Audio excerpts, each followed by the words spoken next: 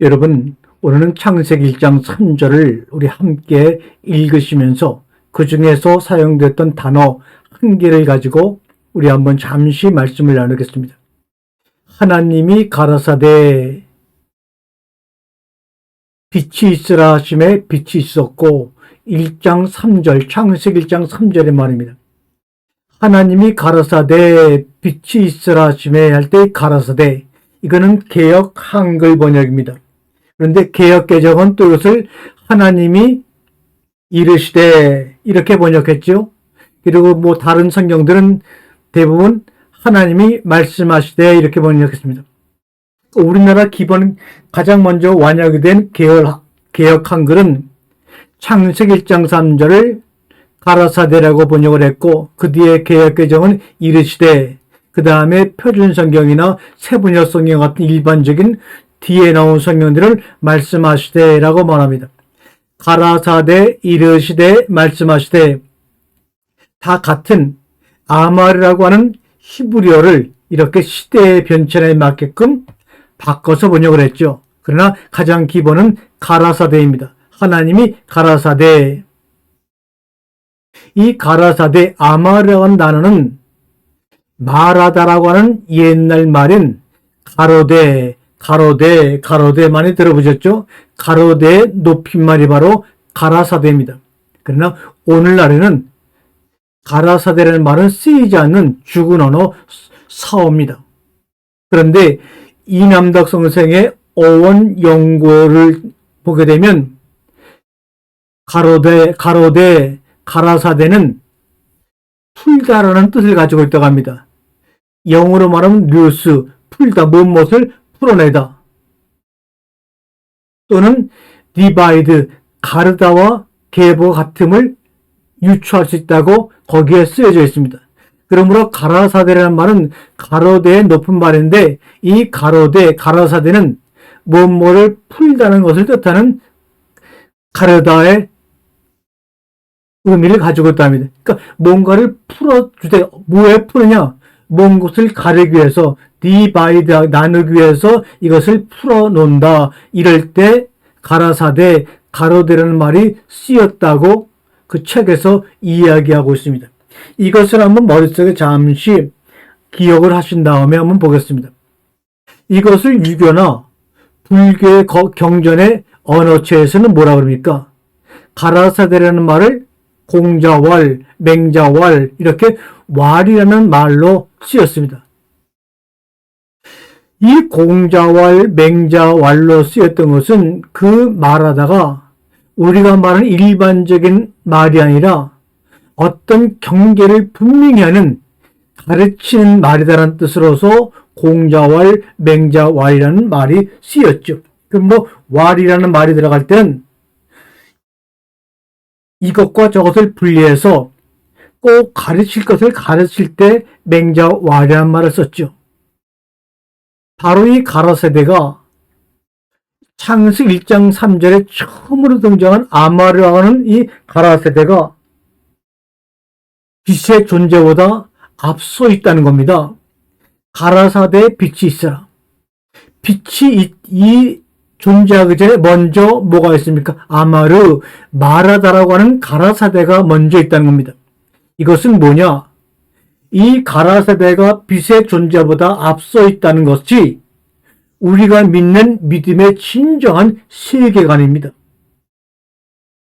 실제로 첫째 날의 빛이라고 하는 것, 뭔가 내 마음에 빛이 비쳤다, 뭔가 반짝했다. 이 실제로 빛이라고 하는 것은 말의 아마르, 가라사대, 말의 이해를 타고 우리 내리에 빛이 되기 때문입니다. 우리 물리적인 빛도 있지만 우리 마음속의 빛, 내리의 빛이 비쳤다고 하는 것은 뭐를 통해서 말이라고 하는 이해의 도구를 타고 우리 내 속에서 빛이 되고 이해가 되는 것입니다. 그러므로 첫째 날 빛이 있으라. 가라사대를 말씀하시면서 빛이 있으라는 것은 뭡니까? 하나님이 말씀하시고자 하는 것을 통하여 하나님의 말씀 소리를 통하여 우리의 인지 속에 우리의 생각 속에 이해가 생기기 시작했다. 하나님과 사이에 이해가 되고 소통이 시작되었다라는 것을 말하고 있는 것이기도 합니다. 그런데 이렇게 중체된 하나님의 가라사대가 우리가 이미 히브리어로 알고 있는 말하다, 말씀이라는 의미, 로고스라는 의미로 번역되진 다마르가 아닌 아마르를 사용했다는 것입니다. 아마르는 구약 성경 중에서 세 번째로 많이 사용된 단어입니다. 가장 많이 사용된 단어가 창세기 1장 1절에 2번이나 사용된 에트라는 단어입니다. 이 단어는 우리 한글 성경이나 영어 성경에서는 번역되지 않은 단어라 이런 에트라는 단어가 2번이나 창세기 1장 1절에 쓰였다는 것을 알지 못하죠. 에트는 뭡니까? 알파와 타브라는 말이 합쳐진 건데 알파는 히브리어 알파벳에서 첫 번째 단어고 타브는 마지막 단어입니다. 그러니까 신약으로 말하면 알파 오메가입니다. 처음과 나중입니다. 시작과 끝입니다. 그분이 누구죠? 바로 예수 그리스도입니다. 예수 그리스도를 상징하는 알파 오메가라는 히브리어 단어가 바로 에트인데 이 단어가 구약 성경에 11,007번 쓰였습니다. 그 다음에 두 번째로 많이 쓰인 단어가 여러분이 아는 여호와 6,528번 쓰였습니다. 그리고 오늘 가라사대라고 번역된 아마르라는 단어가 5,298번 세 번째로 많이 쓰인 단어입니다. 오늘날 우리가 이런 성경의 해석 과정에서 지나치게 교류화되고 신학화된 말씀이라고 하는 다발에 비하면 아주 흔한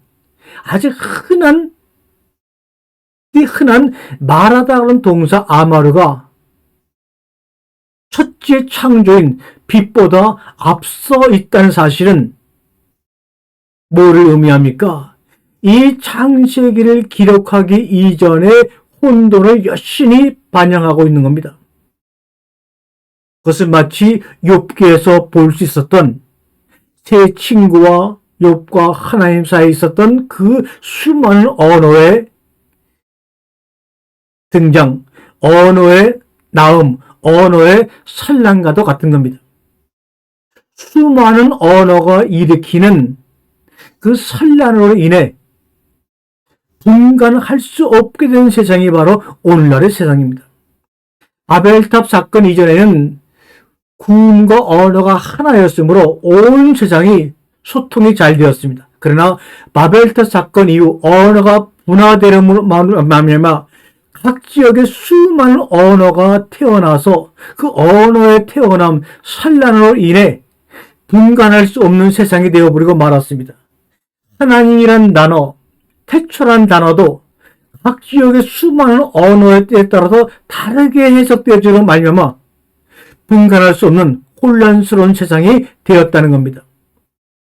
그런 언어의 산란으로 인해서 혼란스럽게 된 분간할 수 없게 된 세상을 하나님이 가라사대 아말이라는 말이 그 모든 것을 가르고 정지시키고 분리시킨다는 말입니다. 그래서 이 아마르 가라사대라는 말이 창조 6일 동안에 무려 10번이나 반복해서 쓰이고 있는 것을 우리가 성경을 보면 알 수가 있죠. 가라사대 아마르라는 말이 창조 6일 동안에 10번이나 반복해서 쓰여지면서 이루어낸 궁극적인 창조라고 하는 것은 무엇인가? 이것을 여러분에게 말씀드리고자 이렇게 서두가 길었던 겁니다. 궁극적인 창조란 무엇인가? 이미 세상을 창조한 뒤 수천 년이 지난 다음 아담의 30대 소인 모세에게 지금 이 이야기를 기록시키고 이야기하고 있는 겁니다. 이것은 뭐냐? 피조세계, 창조된 피조물들에 사용하는 바벨탑 이후에 분화된 수많은 언어들을 정지시키는 것이 바로 창조입니다. 그럼에도 불구하고 아직까지 우리에게 할 말이 남아있다면 하나님을 향하여, 창조주를 향하여, 아버지를 향하여 할 말이 남아있다면 남아있는 그 자체가 바로 뭡니까? 창세기 1장 2절의 흑암입니다. 그리고 그 수많은 말을 토해 뱉음으로 오히려 마음에 뭔가가 채워지는 것이 아니라 공허에 빠지고 어두움에 빠진다는 겁니다. 그래서 기독교는 Religion of Book, 책의 종교가 된 것입니다. 바로 이 가로대가 빛이 있어라 하며 세상을 지금 풀어헤치고 가르고 있는 겁니다. 빛이 말의 부수적 존재라는 사실, 빛이 있어야 하기 전에 말이 가로되 말씀하시되 아마라는 말이 있었다는 것은 빛이 말의 부수적인 결과로 태어났다는 겁니다.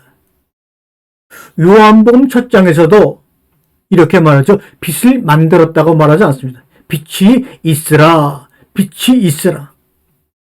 그 빛은 언제나 어둠을 몰아내죠. 하나님이 갈았을 때 그 아마르가 분열되어서 혼란에 빠진 혼는 세상을 풀고 가르는, 그래서 가르고 보니까 그 앞에 이 세상 너머에 아름다운 세상이 보이는 빛의 너머가 우리 속의 어둠을 갈라내는 그 경험이 열려지는 세계가 바로 회개한 사람들만이 경험할 수 있는 하나님의 나라가 아닌가 합니다. 아멘.